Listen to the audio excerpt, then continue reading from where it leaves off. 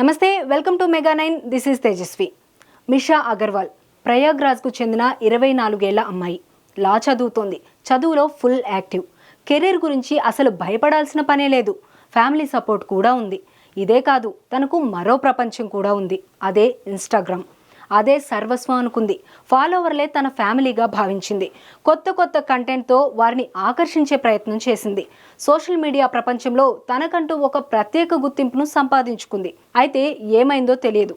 April 26న తన పుట్టినరోజు. దానికి 2 రోజుల ముందే మిషా ఎవ్వరూ ఊహించని నిర్ణయం తీసుకుంది. ఈ లోకం విడిచి వెళ్ళిపోయింది. ఆమె మరణం అందరినీ షాక్కు గురిచేసింది.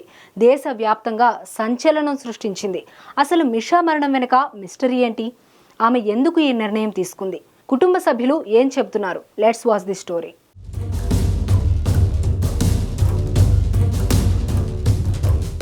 సోషల్ మీడియా జనాల సమయాన్నే కాదు, ప్రాణాల్ని కూడా బలిస్తుంది. అందుకు మిషా అగర్వాల్ సంఘటనే నిదర్శనం.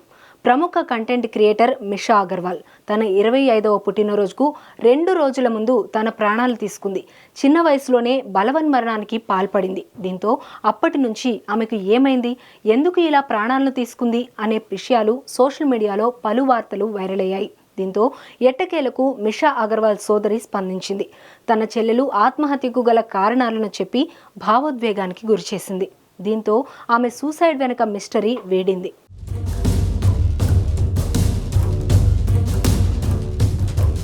మిషా అగర్వాల్ సోషల్ మీడియాకు బానిసయింది. అదే సర్వస్వం అనుకుంది. 1 మిలియన్ ఫాలోవర్స్ రావాలనేది ఆమె టార్గెట్. దానికోసం చదువును కూడా పక్కన పెట్టేసింది.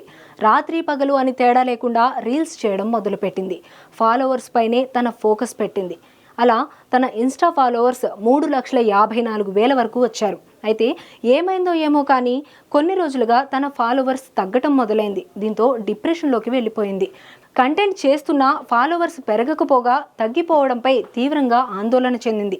ఇదే విషయాన్ని ఫ్యామిలీ మెంబర్స్తో చర్చించింది.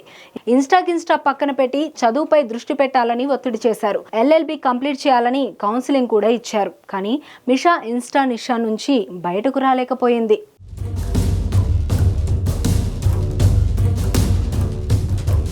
ఫ్యామిలీ మెంబర్స్ ఆమె పరిస్థితిని అర్థం చేసుకుని ఆమెను ఇన్స్టా మేనియా నుండి బయటపడేందుకు ప్రయత్నం చేశారు. కానీ అది జరగలేదు.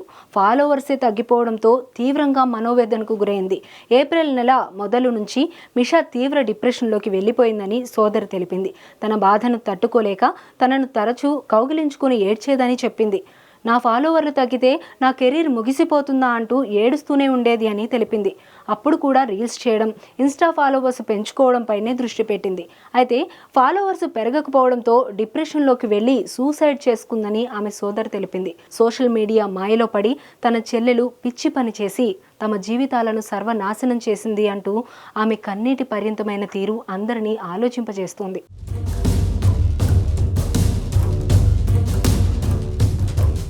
ఈ ఘటనపై బాలీవుడ్ నటి తాప్సీ పన్ను స్పందించింది. ఇలాంటి రోజు ఒకటి వస్తుందని తాను ముందే భయపడ్డానని చెప్పుకొచ్చింది.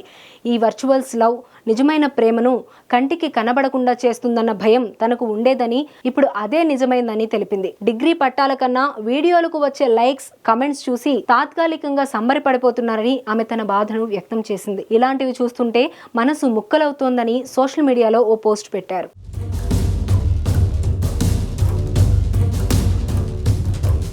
ఇన్స్టా ఫాలోవర్స్ తగ్గారని ఇలా ఓ ఇన్ఫ్లుయెన్సర్ ఆత్మహత్య చేసుకోవడం నిజంగా అందరికీ పెద్ద షాక్ అనే చెప్పాలి.